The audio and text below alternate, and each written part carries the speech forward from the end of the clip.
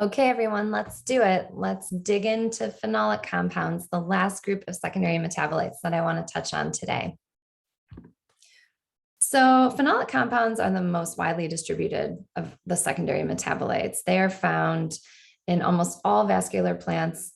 I want to say all, but there's always that one exception, but I'm going to say all vascular plants, but they're not commonly found in bacteria, fungi, or algae. So basically, when we're talking about plant phenolics or polyphenols, what we're really saying are these are compounds that are produced from the shikimic acid pathway or the acetate malonate pathway. And they basically are comprised of this aromatic ring. And attached to that aromatic ring, they have to have a hydroxyl group, this OH group, or more. They have to have one or more of these attached to them. Right. So basically aromatic ring and then a phenol or a polyphenol would be one or more of these hydroxyl groups attached.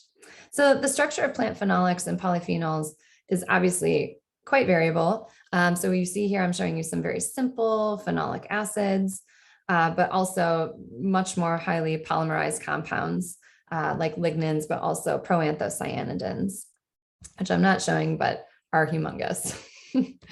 Okay, so generally the role of phenolic compounds in defense is related to their antibiotic, anti-nutritional, or unpalatable properties. And I'm going to talk about that more in the next slide.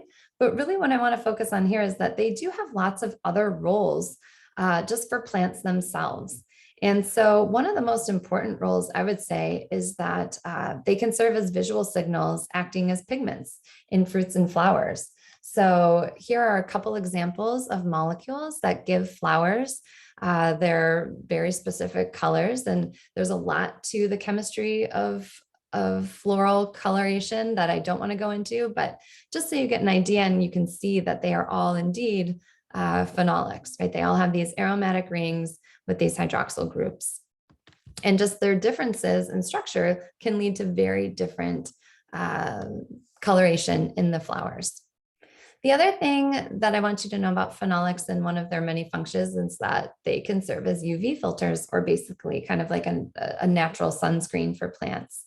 So one cool example is research has actually shown that in tropical and high altitude plants where they get a lot of UV exposure, that they tend to contain higher proportions of flavonoids than temperate plants do. And studies have also actually shown that when you take a plant and you expose them to excess light or excess UV radiation, that composition of flavonoids in their leaves actually changes. And that's to account for that increase in UV. And it's due to the activation of those flavonoid biosynthetic genes. So the plant can sense that highlight and then can create more of these flavonoids in response to kind of help with that. The other things that I wanted to mention is some of these compounds can serve as allelochemicals or signals. This is especially important in plant-plant communication. So if you have plants next to each other, they can actually release phenolics that can be perceived by other plants or by microbes, which is really cool. And they can serve as detoxifying agents. So we talked about that a little bit in terms of, excess UV, but there are lots of other environmental factors that can cause reactive oxygen species to form in plants that can be really damaging. And sometimes these phenolics can actually quench those and serve as detoxifying agents.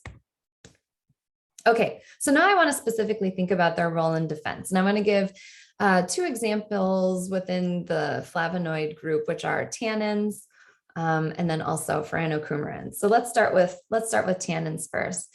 So tannins, which I talked about in my very first video when we were discussing wine and oak barrels and that thing, they actually can affect the growth of insects in three main ways.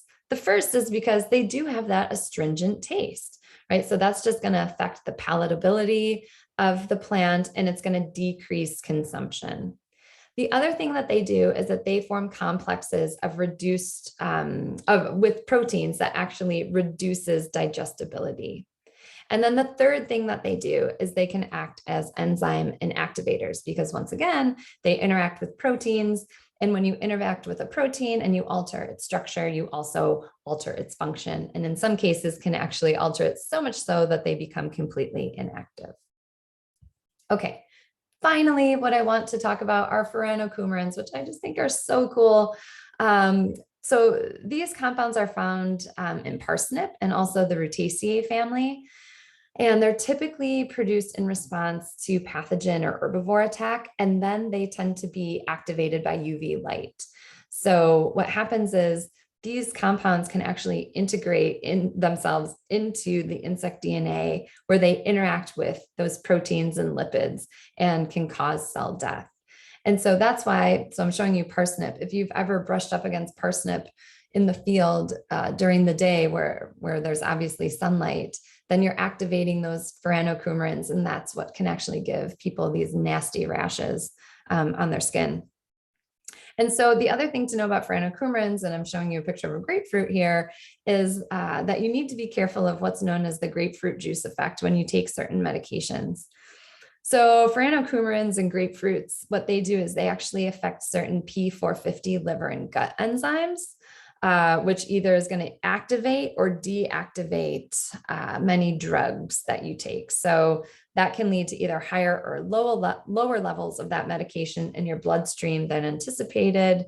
And this is why on certain medications, you see an FDA warning that says, do not take this with grapefruit juice, because basically by interacting with those P450 enzymes, it either makes the enzymes more active, so it breaks down your medication faster than it would otherwise, or it can actually deactivate those enzymes and actually allows the medication to kind of hang out in your bloodstream longer than usual, which also has negative effects.